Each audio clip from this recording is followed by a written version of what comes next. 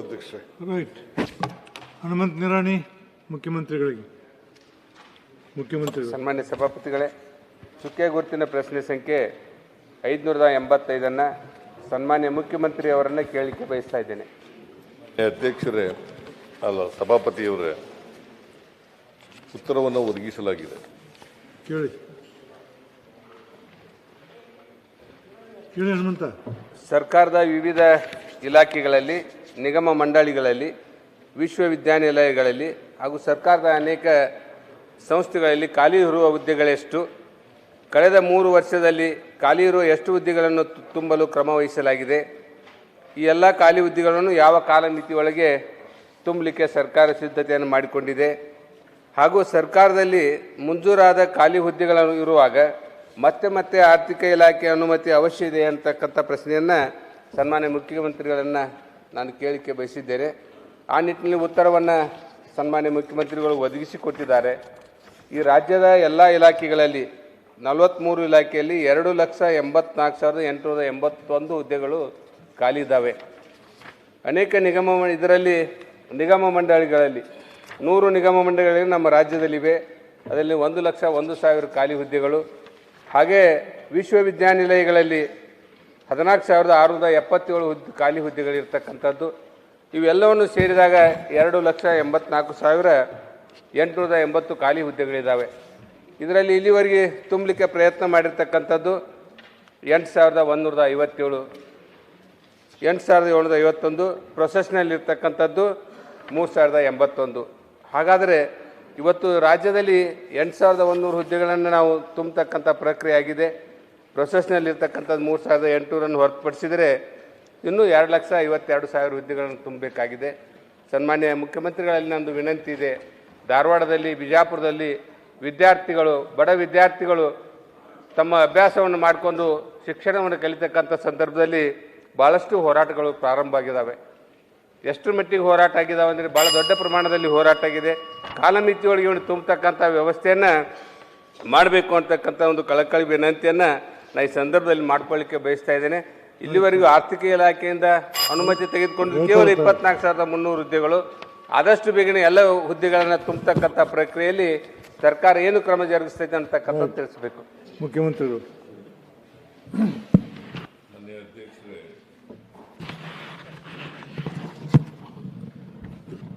ಮಾನ್ಯ ನಿರಾಣಿ ಹನುಮಂತ ರುದ್ರಪ್ಪ ಅವರು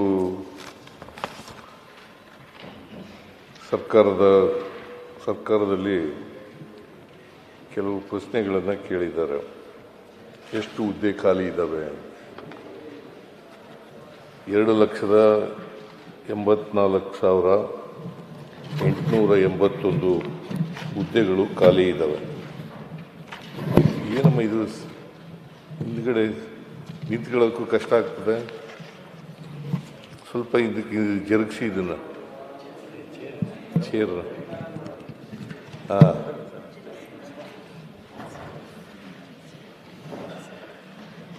ತಗೋಯ್ತು. ಈಗ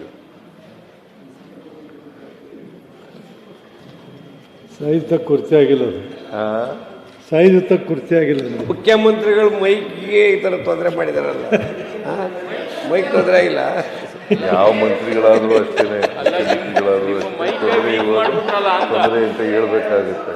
ಕೂತ್ಗಳಪ್ಪ ಭೋಜೇಗೌಡ, ನೀನು ಮುಖ್ಯಮಂತ್ರಿಗಳ ಕುರ್ಚಿನೇ ಅಂತಂದ್ರೆ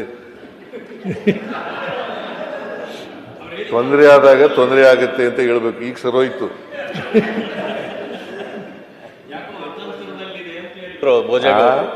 ಯಾಕೋ ಚೇರ್ ಅತಂತ್ರದಲ್ಲಿದೆ ಅಂತ ಹೇಳಿದ್ರು. ಚೇರ್ ಅತಂತ್ರದಲ್ಲಿಲ್ಲ, ನಿಮ್ಮ ಚೇರ್ ಅತಂತ್ರದಲ್ಲಿ ಇದೆಯಾ ಅಂತ ನೋಡ್ಕೊಳ್ಳಿ. ಸ್ವಲ್ಪ ನಮ್ಮ ಚೇರ್ ಗಟ್ಟಿಯಾಗಿದೆ, ನಿಮ್ಮ ಚೇರ್ ಅತಂತ್ರ ಇದೆಯಾ ಅಂತ ನೋಡ್ಕೊಳ್ಳಿ ಸ್ವಲ್ಪ. ಮಾನ್ಯ ಸಭಾಪತಿಯವರೇ, 2,84,881 ಹುದ್ದೆಗಳು ಖಾಲಿ ಇದ್ದಾವೆ. 4,91,533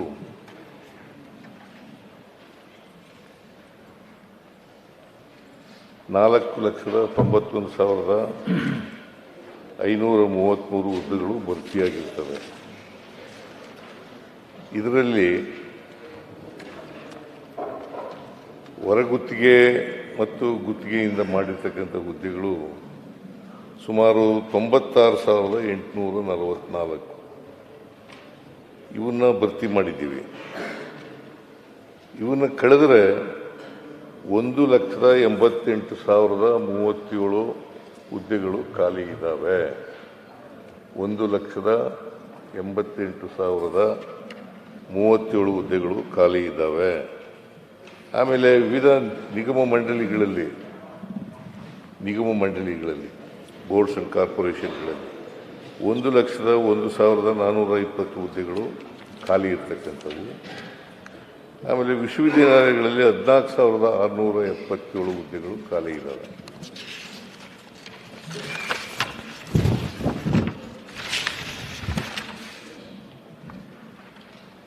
ಆಮೇಲೆ 2,400 ಹುದ್ದೆಗಳು ಈಗಾಗಲೇ ಫೈನಾನ್ಸ್ ಡಿಪಾರ್ಟ್ಮೆಂಟಿಂದ ಕ್ಲಿಯರೆನ್ಸು ಸಿಕ್ಕಿದೆ. 24,300 ಹುದ್ದೆಗಳಿಗೆ ಸಿಕ್ಕಿದೆ. ಆಮೇಲೆ ಹೈದರಾಬಾದ್ ಕರ್ನಾಟಕ, ನೀವು ಹೈದರಾಬಾದ್ ಕರ್ನಾಟಕ ಬರಲ್ಲ, ಬಾಗಲಕೋಟೆಯವರು ನೀವು, ಕೂತ್ಕೊಳ್ಳಿ ಬಾಗಲಕೋಟೆಯವರು ನೀವು.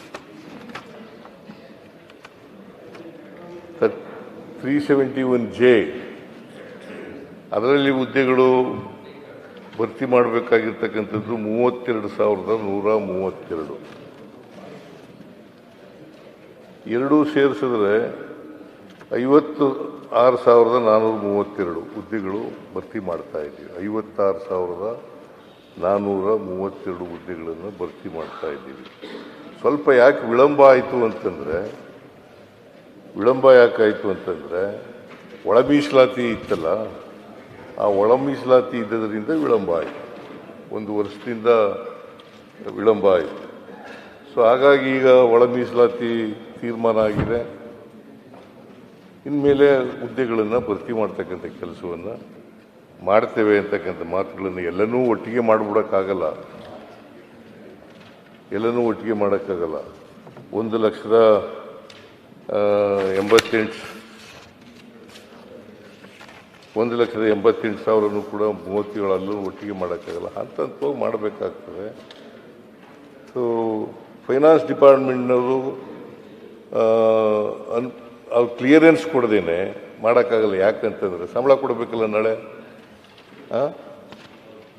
ಸಂಬಳ ಕೊಡಬೇಕಾದ ಕಾರಣದಿಂದ ಕೊಡಬೇಕಾಗುತ್ತೆ. ಇಲ್ಲದೆ ಸಂಬಳ ಕೊರತೆ ಆಗ್ಬಿಡ್ತದೆ. ಬಜೆಟ್ನಲ್ಲಿ ನಾವು ಅಳವಡಿಸ್ಕೊಳ್ಳದೆ ಹೋದರೆ ಭಾಳ ತೊಂದರೆ ಆಗ್ತದೆ. ಅದಕ್ಕೋಸ್ಕರ ಹಂತವಾಗಿ ಭರ್ತಿ ಮಾಡ್ತಕ್ಕಂಥ ಕೆಲಸವನ್ನು ಮಾಡ್ತೇವೆ. ಹೌದು, ನಾನೇ ಫೈನಾನ್ಸ್ ಮಿನಿಸ್ಟ್ರು. ಅವ್ರಿಗೆ ಕೇಳ್ರಿ. ಕೇಳಿ, ಈಗ ನೀವು ಹೇಳಿದ್ದೀರಲ್ಲ, ಹಂತವಾಗಿ ಮಾಡಲಿಕ್ಕೆ ಮಾಡ್ತೀವಿ. ಈಗ ಒಳ ಮೀಸಲಾತಿದು ಕ್ಲಿಯರ್ ಆಗಿದೆ. 6%, 5% ಅಂತ ABC ಅಂತ ಮಾಡಿದ್ದೀವಿ. ಸೊ ಅದು ಕ್ಲಿಯರ್ ಆಗಿರೋದ್ರಿಂದ ಇನ್ನು ಮುಂದೆ ಇಷ್ಟೊಂದು ವಿಳಂಬ ಆಗಲಿಕ್ಕೆ ಸಾಧ್ಯ ಇಲ್ಲ. ಭರ್ತಿ ಮಾಡ್ತಲೇ ಇರ್ತೀವಿ, ಹಂತವಾಗಿ ಭರ್ತಿ ಮಾಡ್ತೀವಿ. ರೈಟ್. ಇರಲಿಲ್ಲ ಹನುಮಂತ್ ಸರ್, ನಮ್ಮ ಪ್ರಶ್ನೆ ಇಷ್ಟೇ. ಒಮ್ಮೆ ಪೋಸ್ಟ್ ಕ್ರಿಯೇಟ್ ಆದಾಗ, ಪೋಸ್ಟ್ ಅಪ್ರೂವಲ್ ಆದಮೇಲೆ ಮತ್ತೆ ಹಣಕಾಸಿನ ಅವಶ್ಯಕತೆ ಯಾಕೆ ಅಂತಕ್ಕಂಥದ್ದು ಕೇಳಿದ್ದೀವಿ. ಒಮ್ಮೆ ಅನುಮತಿ ನೀಡಿದ ಮೇಲೆ ಇಂಥ ಇಲಾಖೆಯಲ್ಲಿ ಮತ್ತೊಮ್ಮೆ ಡಿಫರೆನ್ಸ್ ಇರ್ತೈತಿ. 1,000 ರೂಪಾಯಿ ತಗೊಂಡು 600 ತಗೊಂಡು 400 ರೂಪಾಯಿ ಎಪ್ಪಡಿ ಕೇಳಬೇಕಾಗುತ್ತೆ. ಆಯ್ತು ಸರ್. ಈಗ ನಾನು ಹಿಂಗೆ ಹಾಕಿದ್ದೆ. ರಿಸರ್ವೇಶನ್ ಒಳ ಮೀಸಲಾತಿಯಲ್ಲಿ ರಿಸರ್ವೇಶನ್ ಇರ್ತಕ್ಕಂಥ ಕೊಡೋದ್ರಲ್ಲಿ ಕೂದ್ರಿ. ಸಂಗನೂರು ಕೂತ್ಕೊಳ್ಳಿ. ಸಂಗನೂರು ಯಾಕೆ ಹೇಳಿದ್ರೆ ತಿಳಿತದಿಲ್ಲ, ಕೊಡಂಗಿಲ್ಲ. ಪರ್ಮಿಷನ್ ಕೊಡೋದ್ರ ಕೂತ್ಕೊಳ್ಳಿ. ಒಂದೇ ವಿಷಯ ನೋಡಿ, ಸರ್ಕಾರ ಬಂದ 1 ವರ್ಷದಲ್ಲಿ 2,70,2.7 ಲಕ್ಷ ಹುದ್ದೆಗಳನ್ನು ತುಂಬುತ್ತೇವೆ ಅಂತೇಳಿ ವಾಗ್ದಾನ ಮಾಡಿದ್ದಾರೆ 1 ವರ್ಷದಲ್ಲಿ. ಇದು 2.5 ವರ್ಷ ಆಗಿರೋದು. ಇದು ಒಂದು. ಈಗಾಗಲೇ ಶಿಕ್ಷಣ, ಆರೋಗ್ಯ ಬಹಳ ಮುಖ್ಯ. ಶಿಕ್ಷಣ ಇಲಾಖೆಯಲ್ಲಿ 62,000 ಖಾಲಿ ಇದೆ. ಆರೋಗ್ಯ ಇಲಾಖೆಯಲ್ಲಿ 35,000 ಇದೆ. ಶಿಕ್ಷಣ ಮತ್ತು ಆರೋಗ್ಯಕ್ಕೆ ಹೆಚ್ಚಿನ ಮಹತ್ವವನ್ನು ನಾವು ಕೊಡಬೇಕು. ಎಲ್ಲಾಗಿದೆ ಇಲ್ಲಿ. ಆಮೇಲೆ ಗೃಹ ಇಲಾಖೆಯಲ್ಲಿ 22, ಪಶುಸಂಗೋಪನೆ 10, ಪಂಚಾಯತ್ ರಾಜ್ 10,000, ಉನ್ನತ ಶಿಕ್ಷಣದಲ್ಲೂ 13,000. ಈ ರೀತಿ ಆದರೆ ನಾವು ಯಾವ ಗುಣಮಟ್ಟದ ಇದನ್ನು ನಾವು ಕೊಡಬಹುದು, ಶಿಕ್ಷಣ ಕೊಡಬಹುದು, ಇದು ಪ್ರಶ್ನೆ ಇರ್ತಕ್ಕಂಥದ್ದು. ಕರೆಕ್ಟ್ ಪಡ್ಕೊಂಡಿಲ್ಲ. ನಮ್ಮ ಎಜುಕೇಷನ್ ಮಿನಿಸ್ಟರ್ ಇಲ್ಲ. ಎಷ್ಟು ಸಾವಿರ ಟೀಚರ್ಸ್ನ ಒಟ್ಟಿಗೆ ಮಾಡ್ತೀವಿ ಅಂತ ಅನೌನ್ಸ್ ಮಾಡಿದ್ದಾರೆ ಅಂತ ಹೇಳಿ ಒಂದು ಅರ್ಧ ಗಂಟೆ ಟೈಮ್ ಕೊಡಿ. ನಮ್ಮ ಸರ್ಕಾರ ಬಂದ ಮೇಲೆ CM ಏನು ಹೇಳಿದ್ದಾರೆ ಅಂತಂದರೆ, ನಿಮಗೂ ಗೊತ್ತಿದೆ ಏನು ಈ ಇಂಟರ್ನಲ್ ರಿಸರ್ವೇಷನ್ ವಿಚಾರದಲ್ಲಿ ಸ್ವಲ್ಪ ಪೆಂಡಿಂಗ್ ಇತ್ತು ಅಂತ. ಆ ಪ್ರಾಬ್ಲಮ್ ಸಾರ್ಟ್ ಔಟ್ ಅದ. V are committed. 2 ಲಕ್ಷ ಹುದ್ದೆಗಳನ್ನು ನಮ್ಮ ಸರ್ಕಾರ ಏನು ವೇಕೆನ್ಸಿ ಇತ್ತು ಅದನ್ನ ನಾವು ಕಂಪ್ಲೀಟ್ ಮಾಡಬೇಕು ಅಂತ ನಾವು ಟೈಮ್ ಲೈನ್ ಫಿಕ್ಸ್ ಮಾಡ್ಕೊಂಡಿದ್ವಿ. We are committed, will do to it. ನೀವು ತಲೆನೇ ಕೆಡ್ಸ್ಕೊಳಕ್ ಹೋಗ್ಬಿಡಿ. ನಾನು ಅದರ ಪ್ರಶ್ನೆ ಮಾಡಲಿಲ್ಲ. ನೀವು ಶಿಕ್ಷಣದ ಬಗ್ಗೆ ಏನು ಮಾಡಿಲ್ಲ ಅಂತ ತಮ್ಮನ್ನ ಪ್ರಶ್ನೆ ಮಾಡಿದ್ದು ಮಧು ಬಂಗಾರಪ್ಪ ಹೇಳಿದ್ದಾರೆ. ಒಂದು ಮಾಡ್ತೀವಿ ಅಂತ ಅಧಿಕಾರಕ್ಕೆ ಬಂದ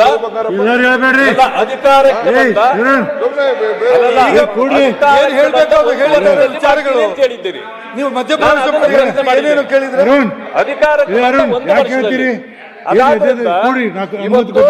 ಒಳ ಮೀಸಲಾತಿ ಪ್ರಶ್ನೆ ಮಾಡಲ್ಲ. ಯಾಕಂತಂದ್ರೆ ನಿಮ್ಮ ಸಪೋರ್ಟ್ಗೆ ಈಗ ಒಳ ಮೀಸಲಾತಿ ಬಂತು. ಈಗ ಸಪೋರ್ಟ್ ತಗೊಂಡು ಹೇಳೋದಲ್ಲ, ಈಗಾಗಲೇ ಮಾಡಬೇಕಾಗಿದೆ. ಅದು ನೀವು ಮಾಡಬೇಕು ಅನ್ನೋದೇ ಉದ್ದೇಶ. ಈಗಾಗಲೇ ಇದು ಧಾರವಾಡದಲ್ಲಿ ಎಲ್ಲಾ ಕಡೆಯಲ್ಲೂ ಇವತ್ತು ಹೋರಾಟಗಳು ನಡೀತಾ ಇದೆ. ಅದರಿಂದ ಅದನ್ನ ತೀಕ್ಷ್ಣವಾಗಿ ತೆಗೆದುಕೊಳ್ಬೇಕು ಅನ್ನೋದು. ವರ್ಷ ಆದ ತಕ್ಷಣನೇ ಮಾಡ್ತೇವೆ. 2.5 ಲಕ್ಷ ಹುದ್ದೆಗಳನ್ನ ನಾವು 1 ವರ್ಷದಲ್ಲಿ ಮಾಡಿ ತುಂಬುತ್ತೇವೆ ಅಂತ ಹೇಳಿದ್ವಿ. ಅದು ಫುಲ್ಫಿಲ್ ಆಗಿಲ್ಲ. ಅದು ನನ್ನ ಪ್ರಶ್ನೆ ಇರ್ತಕ್ಕಂಥದ್ದು. ಆದ್ರಿಂದ ಈಗ ಇಂಟರ್ನಲ್ ರಿಸರ್ವೇಶನ್ ಸೇರಿಸಿ ಆದ್ರೂ ಶೀಘ್ರಗತಿಯಲ್ಲಿ ಇದು ಮಾಡಬೇಕು. ಇಲ್ಲ ಅಂತಂತಂದ್ರೆ ಯುವಕರಿಗೆ ಬಹಳ ಅನ್ಯಾಯ ಆಗ್ತದೆ. ಈಗ ಮಾನ್ಯ ಕೂಡ್ರಿ, ಏನ್ ಹೇಳ್ತೀರಿ? ಕೇಳಂಗಿಲ್ಲ, ಯಾವ್ದು ನೋಡುದು? ಯಾರು ಕೊಡುದಿಲ್ಲ ಕೊಡುದಿಲ್ಲ ಕುತ್ಕೊಳ್ಳಿ. ಕಡ್ತಕೋಬಾರ್ದು, ಸುಮ್ಮನೆ ಮಾತಾಡ್ತಿರಲ್ಲ. ಆಮೇಲೆ ಕೇಳ್ರಿ. ಸಂಗ್ನೂರ್ ನಿನ್ನ ಕ್ವಶನ್ ಯಾವ್ದೆಲ್ಲ ಕಡ್ತಕೋಬಾರ್ದು.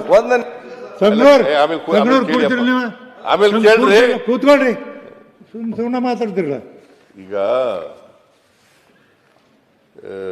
ವಿರೋಧ ಪಕ್ಷದ ನಾಯಕರು ಪ್ರಶ್ನೆ ಕೇಳಿದ್ದಾರೆ. ಅವರು ಎಜುಕೇಷನ್ ಡಿಪಾರ್ಟ್ಮೆಂಟ್ನಲ್ಲಿ ಮತ್ತು ಹೆಲ್ತ್ ಡಿಪಾರ್ಟ್ಮೆಂಟ್ನಲ್ಲಿ ಜಾಸ್ತಿ ಹುದ್ದೆಗಳಿದ್ದಾವೆ, ಅವೆಲ್ಲ ಖಾಲಿ ಇರಬಾರ್ದು ಅಂತ ಕೇಳಿದ್ರು. ನಿಮ್ಮ ಕಾಲದಲ್ಲಿ ಎಲ್ಲ ಭರ್ತಿ ಮಾಡಿಬಿಟ್ಟಿದ್ರ? ಅಲ್ಲ, ನಿಮ್ಮ ಕಾಲದಲ್ಲಿ ಖಾಲಿ ಇರಲಿಲ್ವಾ? ಅದೇ ಖಾಲಿ ಇತ್ತೋ ಇಲ್ವೋ? ನಿಮ್ಮ ಕಾಲದಲ್ಲಿ ಖಾಲಿ ಇತ್ತೋ ಇಲ್ವೋ? ಭರ್ತಿ ಮಾಡ್ಬಿಟ್ರೆ ಎಲ್ಲನೂ ಏನೋ ಕೇಳಬೇಕು, ಅದಕ್ಕೋಸ್ಕರ ಕೇಳ್ತಾ ಇರೋದು. ಇವ್ರ ಎಲ್ಲ ಕಾಲದಲ್ಲೂ ಕೂಡ ಖಾಲಿ ಇದ್ದಾವೆ. ತುಂಬಿಡಿ. ನಾವು ಹಂತವಾಗಿ ತುಂಬ್ತೇವೆ. ನಾವು ಒಳ ಮೀಸಲಾತಿ ನೋಡಪ್ಪ, ಒಳ ಮೀಸಲಾತಿ ಪ್ರಾರಂಭ ಆದದ್ದು ನಾವು ನವೆಂಬರ್ ತಿಂಗಳಲ್ಲೇ ಹೇಳೋದು. ಹೋದ ವರ್ಷ ಎಲ್ಲ ಪ್ರಾಧಿಕಾರಿಗಳಿಗೆ, ರಿಕ್ರೂಟ್ಮೆಂಟ್ ಮಾಡ್ತಕ್ಕಂಥ ಪ್ರಾಧಿಕಾರಿಗಳಿಗೆ ಹೇಳಿದ್ದು, ಈ ಒಳ ಮೀಸಲಾತಿ ಇಶ್ಯೂ ಬಗೆಹರಿಯವರಿಗೆ ಮಾಡಬೇಡಿ ಅಂತ ಹೇಳಿದ್ದು. ಈಗ 1,88,037 ಹುದ್ದೆಗಳು ಖಾಲಿ ಇದ್ದಾವೆ. 1,88,037 ಹುದ್ದೆಗಳು ಖಾಲಿ ಇದ್ದಾವೆ. ಈಗಾಗಲೇ 56,000 ಚಿಲ್ಲರೆ ಹುದ್ದೆಗಳನ್ನು ಭರ್ತಿ ಮಾಡಲಿಕ್ಕೆ ಕ್ರಮ ತಗೊಂಡಿದ್ದೀವಿ. It is under process. ಗೊತ್ತಾಯ್ತಾ? ಉಳಿದಂಥ ಹುದ್ದೆಗಳನ್ನು ಕೂಡ ಹಂತವಾಗಿ ಭರ್ತಿ ಮಾಡ್ತೀವಿ.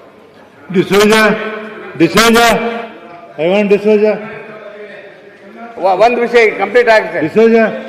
ಗುರುತಿನ ಪ್ರಶ್ನೆ